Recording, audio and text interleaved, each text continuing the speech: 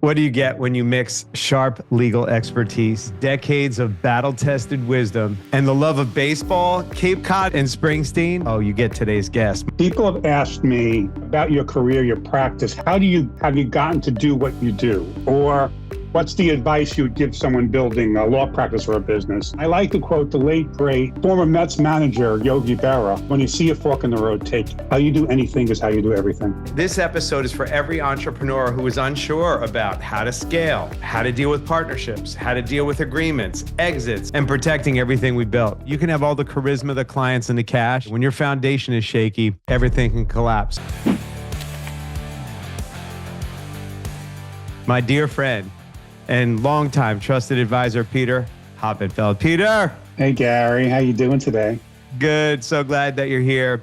You know, we've known each other for decades. We shared music, strategy sessions, New York street smarts, and our summer homes here in Massachusetts.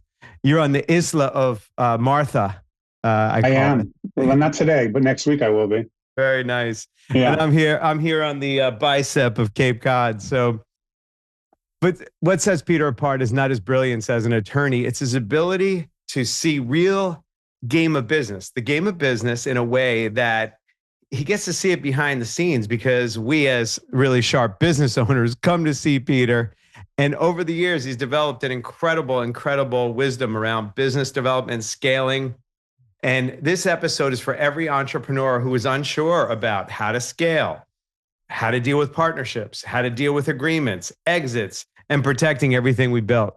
Today, we're not just going to be talking about legal strategy. We're going to be talking about real life lessons from the front lines of business.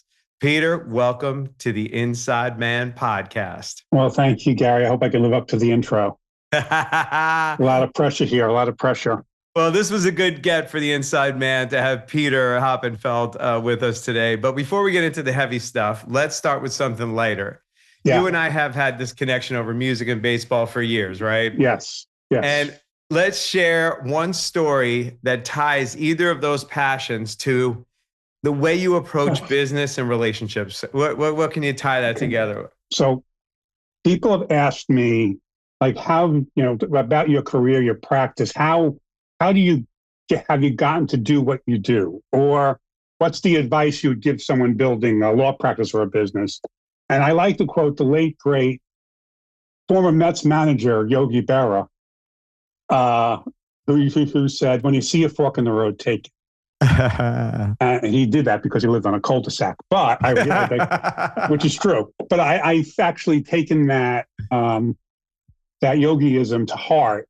And there have been times where there was a clear fork in the road, and I've been blessed to acknowledge it and take, more often than not, the right path.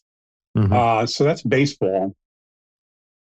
Nice. Oh, music, huh? Yeah. Well, Gary and I are Springsteen fans, and you see the poster that's blurred out in the background. The phrase "roll down your window and let the wind blow back your hair" seems to kind of be an aspiration. Yeah. Beautiful. So for our listeners who don't know your backstory, you're an attorney by trade, strategist by nature. How did this hybrid of law and big picture thinking come to be? Like, how did that unfold for you? Where did it happen? There's a reason they call it a practice. Okay. And I think ultimately my lens of viewing legal situations more strategically happened by virtue of my having a small solo boutique practice.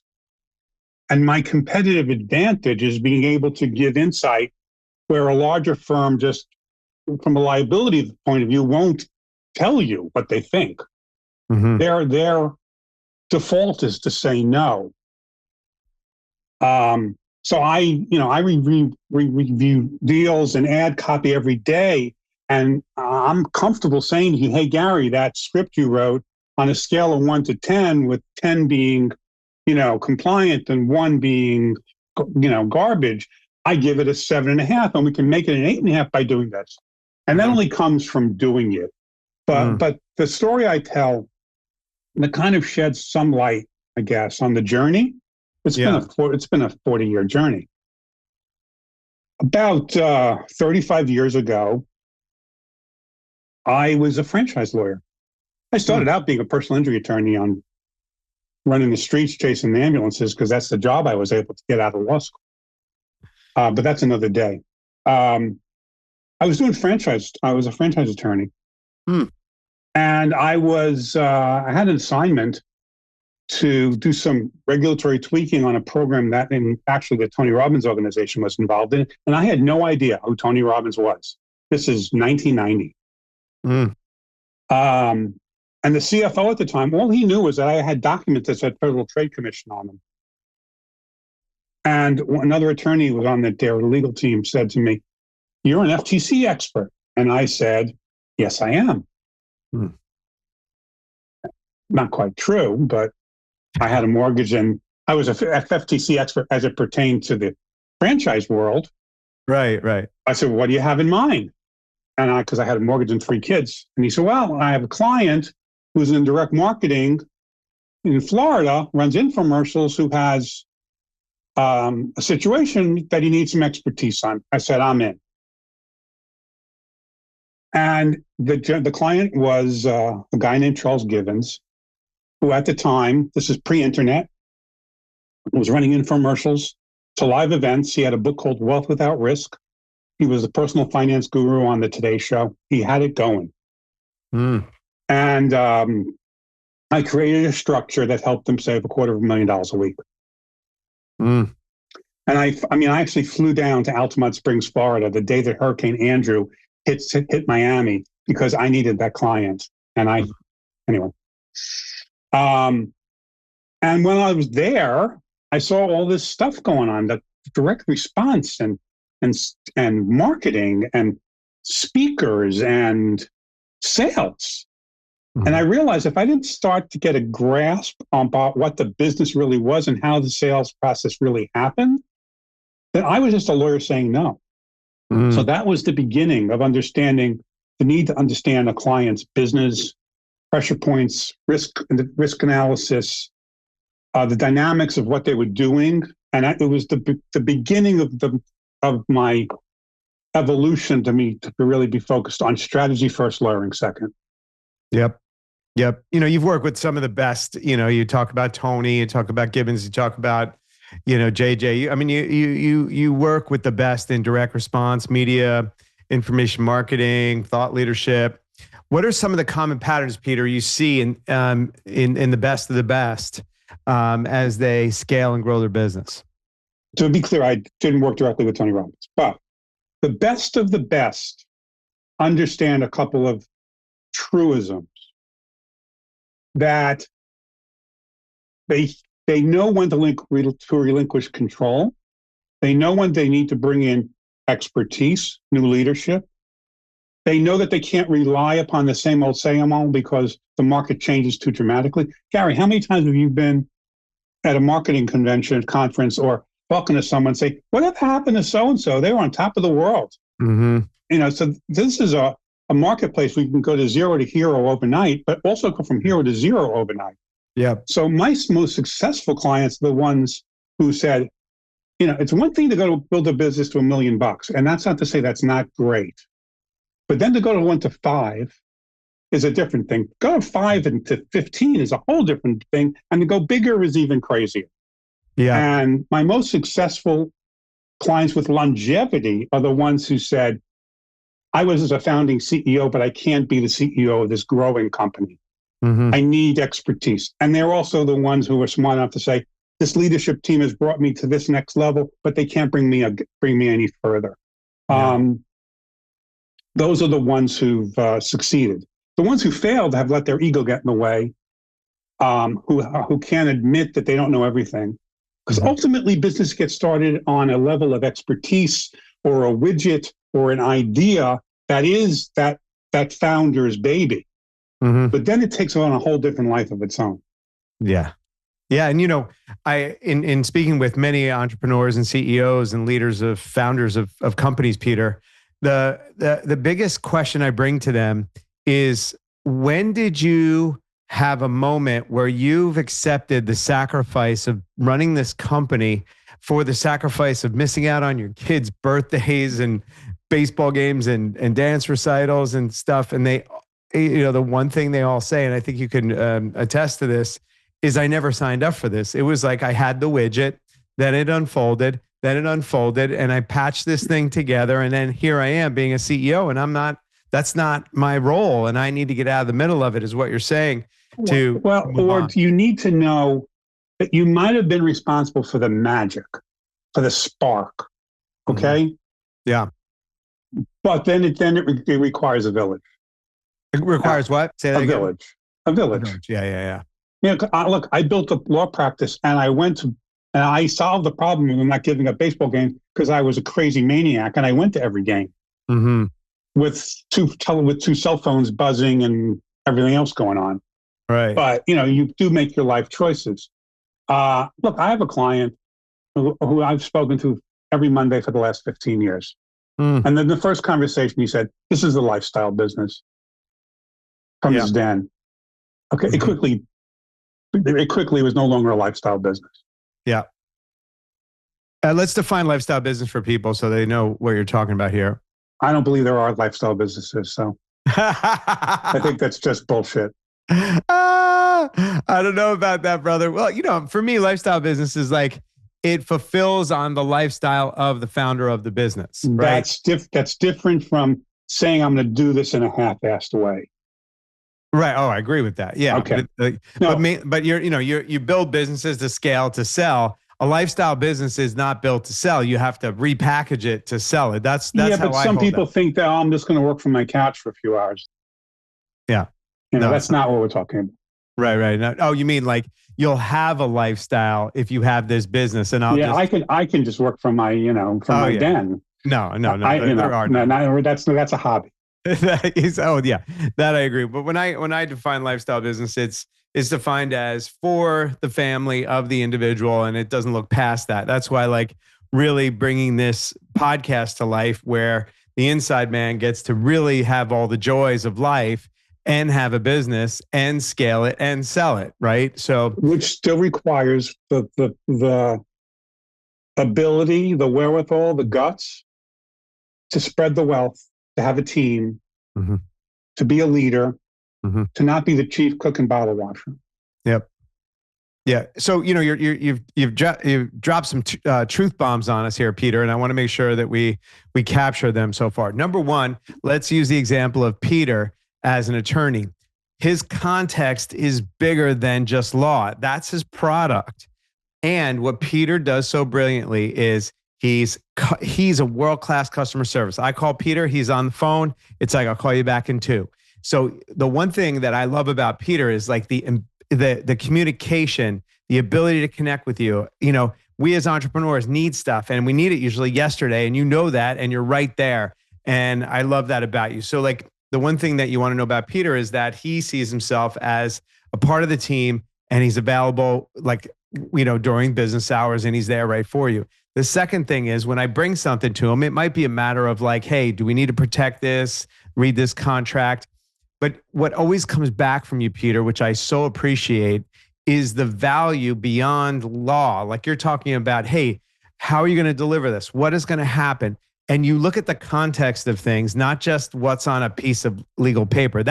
It's almost like law is your marketing that brings people to you, and the value that you bring is the wisdom, because you've interacted with so many great entrepreneurs and you've been in these positions. And you really, as I see you, you're like a human chat GPT advisor for people. That's how I see it. Wow. You know what? It's Don't get mad at me. Yeah, we won't go there. Look, everything is contextual, and I'm glad you used the word. Okay, so I don't view even the simplest of contracts amongst my clients in a vacuum. It always has a start and a stop. When I have young associates that I'm training, I tell them, even in this simple contract, there's a story you're telling. Yeah. There are parties that are trying to get something accomplished. They're interacting with each other, and they're interacting. So the words have to match what their intent is. But it also has to take into account what the hot buttons are that impact both sides. Okay. Yeah. And what happens if it goes south? Okay. While being fair, because none of this is worth anything if it doesn't get signed. I'm here to make deals, but Yep. I'm also here because I understand that what we might agree to contractually has to work operationally. Well, what happens operationally has to work from a people point of view. And then you have to take into account what the industry is telling us is real. We can talk in an ivory tower about things we want to do, but there's the common parlance of the industry, the common practice or the best practice on social media, the best practice, in manufacturing, in customer care. You can't view any of it in a vacuum. It all has to mesh together for it to be successful. Yep. Yeah, it is the best recipe for there's a recipe that goes along here. Number one is operate your recommendation, in which I see it work beautifully. We share the same philosophy. Is your context is bigger. I do business development, but I take care of the people along the way and make sure that they're not suffering and they're in alignment. And that's really what people get. That business owners, as you know, they just put their head down, grind it out, and deal with all the sacrifices as they fall. But they also look at the big, bright, shiny object. And sometimes I need to be the one who's saying it's a crappy object. Exactly. Or they're the ones who who meet somebody at a cocktail party on a Saturday night, and they call me on Monday and say, "Warren, why doesn't that work for me?" Yeah. And I don't, obviously those are confidential conversations, but they're conversations that I appreciate because I'm trusted to, be honest. I also have the conversation where I'll call on Monday morning saying, "Why'd you post that crap on your social media page on Saturday night? It's not good for your brand." Exactly. When you're half naked and no, but anyway, we'll leave it out. Anyway, but this is about, my career is about brand. It is about reputation. It's about strategy. It's about the path. Yep. Yeah. I mean, you're looking at a wider lens, which is really cool. Which is what makes it fun, to tell you the truth. Well, yeah, I can't imagine the legalese might get boring after a while, right? I still like the drafting. I hate to not that I hate to say it, but I do still love the wordsmithing. Interesting. Yeah, well, that really brings me to the next conversation. I sent the contract out that you wrote for me. I sent it to the client. He drops it in ChatGPT, and they come back with all these red lines. And tell me how you're dealing with this kind of stuff that's going on with chat, and people are like using it as their attorney, which is mind blowing to me. I've had clients who say to me, "Oh, I put this together in chat," and I write back and saying I'm not interested. Okay, especially when I already put that form agreement together for you. There is a nuance that some of the comments might be valid, but there's no nuance to them. And it's not necessarily moving the relationship forward. Okay, there's something. There's black and there's white, but it's the gray that drives a deal. So when I pointed out to you what the comments were to that contract last week, it ended up you didn't do the deal. That's right. Well, I spoke at many marketing events through the years, and my last slide never changed. It said, "The best deals you make are the deals you don't make." Nah. At this point in my career, I can tell in that first phone call, "Hey, so-and-so introduced me, said I should talk to you." If I don't really get it like the person or the project, I'm not interested. Yeah. If it's not for moving something forward, I'm not interested. Yeah. If it's dangerous to the public, if it's pushing the limits of ethics, if it's just a hardcore, I want to sell the shit out of this and I don't care, what happens, I'm not interested. So sometimes, the best deals are not. And there are times I have clients come to me, "This is such a great marriage. This company can do all these wonderful things." And then you do a little bit of due diligence and you realize it's not, you're better off doing what you do. Yeah, exactly. And so look, we got context, offer something bigger than just what you're offering in terms of, customer service like Peter has, like wisdom, like business wisdom. I mean, he charges me by the hour, and the value I get is multiple. So customer service, exchange and abundance is my experience with you, Peter, because I know I'm not just going to get legal advice. I'm going to get the business advice and how I can help grow my business. And, as you go here, I'm doing this podcast with you, which is a full circle moment for me, because you saw the trend, and I watched you on one of your podcasts. You saw the trend for email marketing shifting, and you said you got to get younger. And this is probably not just email. Yeah. Yeah. You got to get younger. And it really changes the trajectory for me of how I'm building Inside Man and really being an educator and developing this podcast, which I didn't know I was going to do. Before it was books and lead magnets and things like that and email marketing. And I want to thank you, because just in a matter of months, I mean, we're almost to 4,000 subscribers, and I'm almost getting paid to deliver these podcasts, which is mind blowing to me because of how much listenership we get. And I want to thank the listeners and the viewers. Please, thank you for subscribing and sharing and participating and giving me the feedback. It's really helpful, so I can give you more of what you want. And having Peter here is that, and just having the podcast itself. So Peter, your wisdom around marketing in today's world.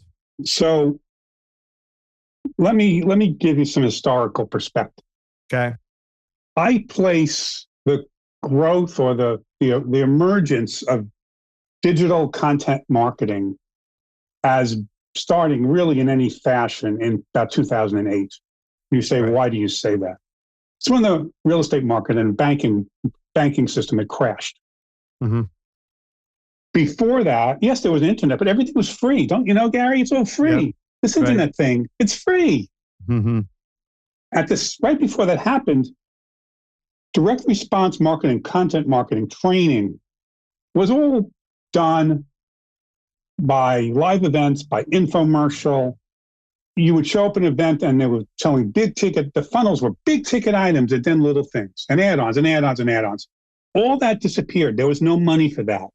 The real estate training, gone. The business opportunities, gone. We have this infancy of the internet as a marketing community. Mm-hmm. I don't even think Facebook was selling advertising at the time. Right.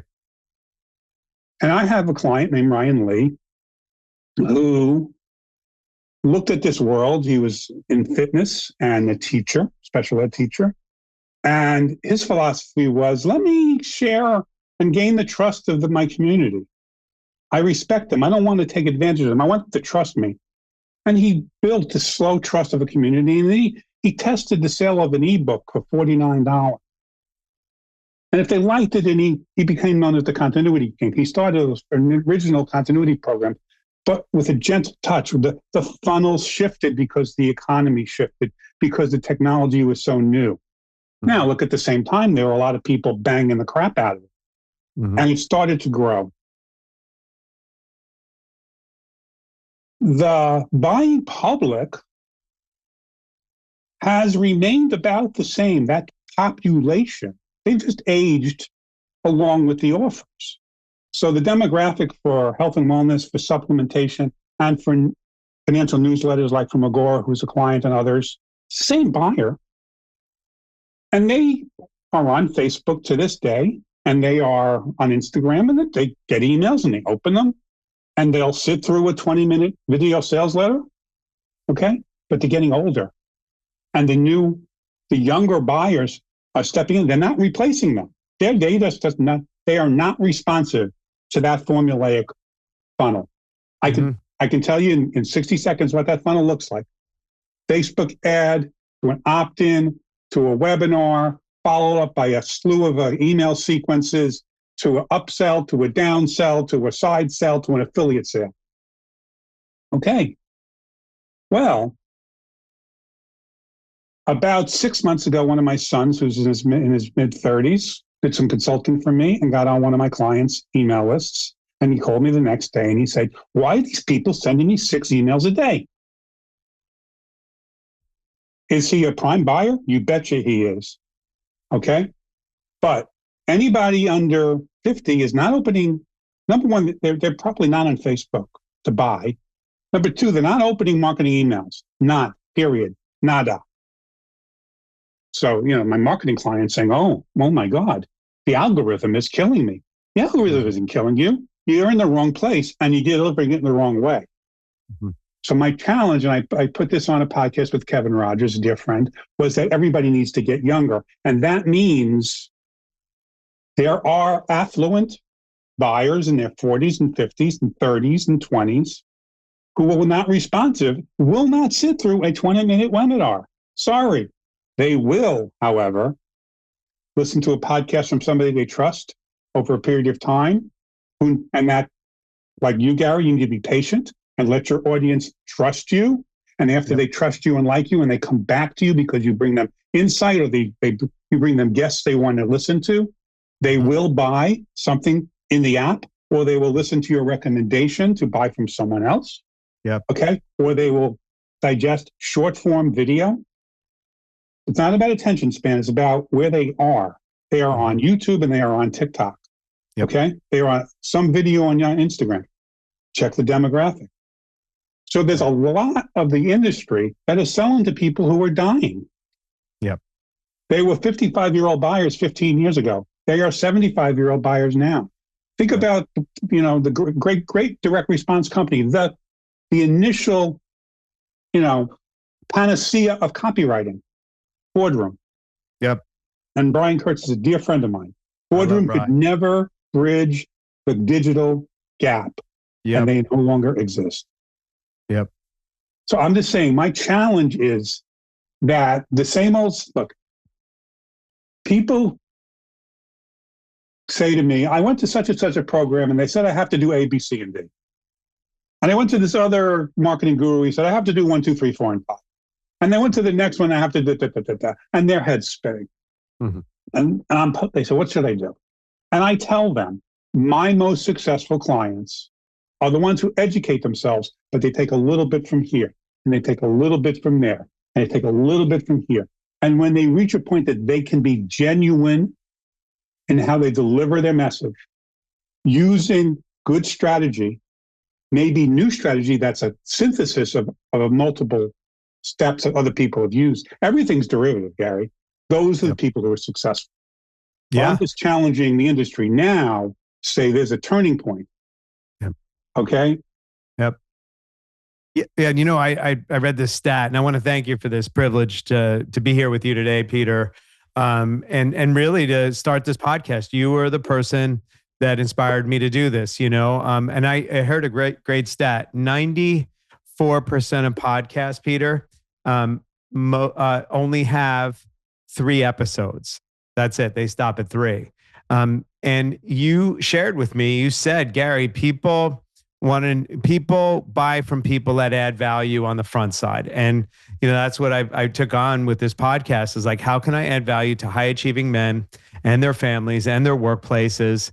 And it's been incredible. It's like really been fun. I get books, like all of a sudden I'll get an Amazon book delivered, and it's like, Dad, I want to know more. And it was, I was sharing about being connected to our family as we grow our businesses, and how my son was feeling disconnected from me because I was so wrapped up in my identity and my business.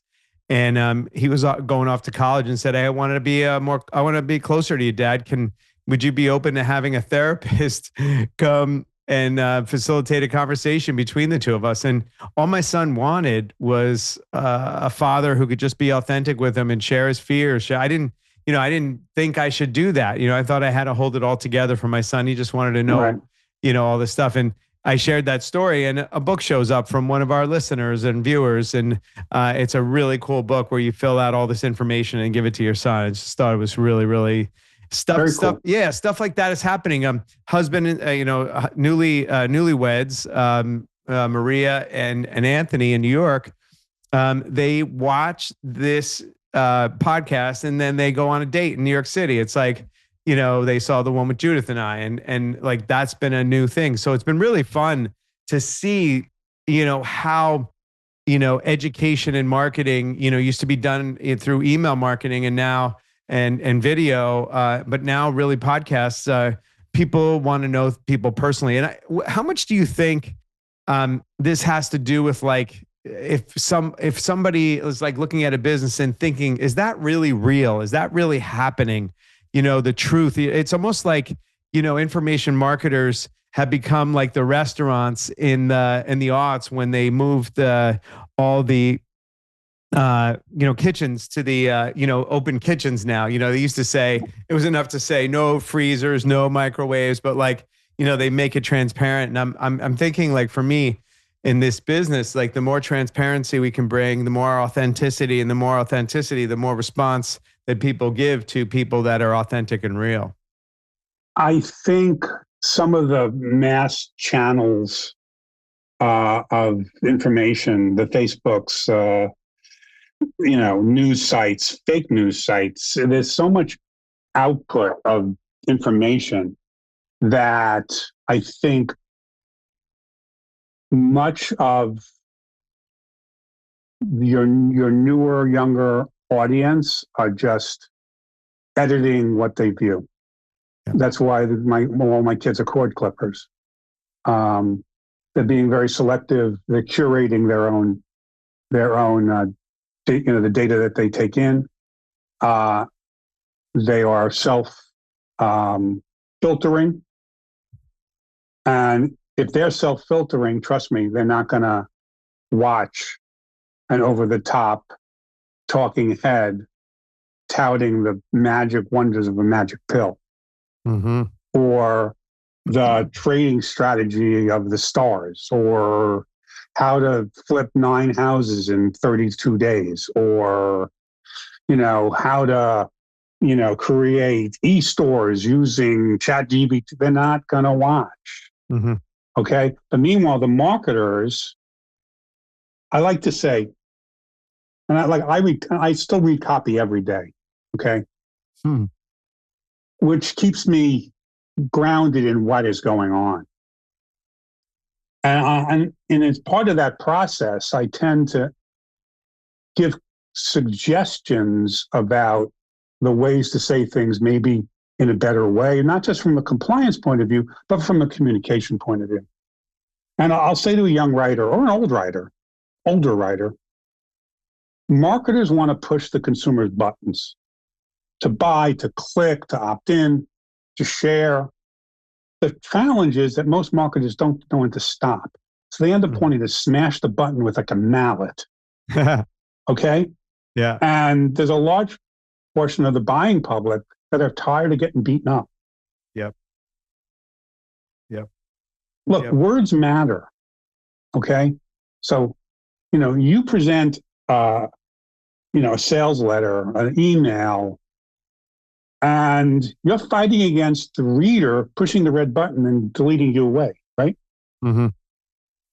So as I also say, you want to avoid the clunker, that one word that sticks out like a sore thumb. So to relate it to Springsteen, if you and I went to a concert and Roy Bittan, the professor, hit a clunky note, okay, in the middle of Thunder Road, when we walked out the door, what would we talk about? The clunker. Yeah. So in the marketing message, the words matter. And ChatGPT doesn't have that filter to say that word is going to cause somebody to click off the page. Right. That word is going to make somebody suspicious. Yeah. That word is inconsistent with the tone, with the heart, with the brand. Yep. And you know that you have this in your own business. There are certain words you don't associate with your brand. Mm-hmm. Yep. And that, I think, is a human input. For sure. All right, we're going to switch gears here. Rapid fire, Peter. Uh-oh. We're doing rapid fire, Peter. All right, get ready. Strap yourself in. Tray table up. Here we go. All right. I'm going to ask you the question. You respond immediately. What's one contract clause every entrepreneur should double check? To make sure that confidentiality includes their personal life and their private life. Worst legal advice you've heard entrepreneurs follow? Using the word partner. I once told, I hate the word that a little partner. bit. Let's I hate deepen the that a word little bit. partner. I hate the word partner. Partnerships give huge amounts of liability. Okay, they connote liability. If you have a partner around the world who says he's committing to something, you're committed. So I yell at clients, don't use the word partner. To the point where I once had a conversation with these young guys who kept saying, this is my marketing partner, this is this partner. And I said to them, you know what? We're going to work together. You have to stop using the word partner. And I'll tell you what, every time you use the word partner, you owe me $100. They said, fine. Half hour later, I got a text message. We owe you $300. The word partner is bad. I got it. All right. What's the most surprising thing you've learned from one of your clients? What's the most surprising, one of the most surprising things outside of I won't say it's the most surprising thing. The thing that sticks with me. Okay. I represented Harbecker for a dozen years. Okay. A gentleman, brilliant, the best public speaker I've ever met. He ran Peak Potentials training. We worked together for 12 years. I helped him sell his North American brand and retain his IP. He's living a good life in Hawaii. Nice. And I have worked very hard through the years not to drink my clients' Kool-Aid because that doesn't help me give them straight advice. But Harv used to say, and I believe it to this day, and I live by it, how you do anything is how you do everything. Yep. Period. Agreed. Best Springsteen song for business inspiration? Prove It All Night. Very nice. All right, here we go. Yankees or Mets? You know it's the Mets. I'm sorry. I'm a Queens boy. Sorry. And I'm a Bronx guy, so we have fun with that.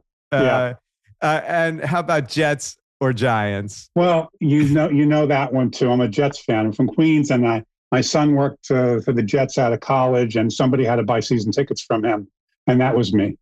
And I am stuck with the fact that if I gave up my season tickets, they would start winning. So there you go. Story of my life. Peter, you've been in the rooms where the deals are made, the businesses are protected, and the founders either win or fall apart. What's the last piece of advice you'd like to give to the man listening today who's built a great business but hasn't taken the steps to legally or strategically protect it yet? What would you recommend?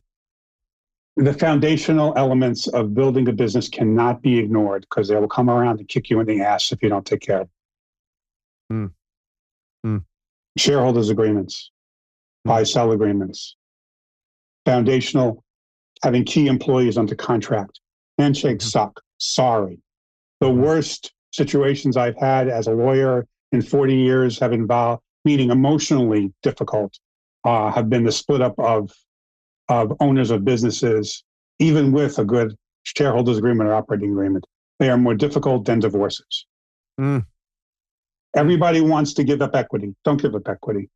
If you can work a deal that's a paper trailed revenue share, crawl before you walk before you run. Equity is the golden goose. Don't give it away. You will call me up and say, why did I give that guy 3% 10 years ago? I don't remember his name. A mistake. And on the other side, if you're a service provider and a potential client's offering you equity, run. It means they're broke. Take money. Yep. That's a big one. Peter, what I love about you is this. You don't help people stay out of legal trouble. What you do is you keep people in integrity with regard to how things work. And that's what I love about you. You give me sense of such a peace of mind, clarity. You protect my mission, and you ensure that what we're building doesn't crumble from the inside out. And you can have all the charisma, the clients, and the cash, but like you had mentioned throughout our session today, when your foundation is shaky, you have one bad agreement, everything can collapse. So thanks for reminding us that strategy isn't just smart, it's protection, it's power, and peace of mind. So if you're an entrepreneur and you want to get in touch with Peter, what's the best way to do that? You can email me at phoppenfeld@gmail.com or look at my website, peterhoppenfeld.com. I have no problem giving you my cell phone. It's 914-629-3709. I'm an open book. Awesome. And you could DM me with the word legal, and I'll connect you with Peter and your team. That's another way to do it. I've trusted him for decades, and I think you should too. So, Peter, thank you for coming and joining us on The Inside Man. Thanks, Gary. I appreciate you. Okay. We'll see you guys next week.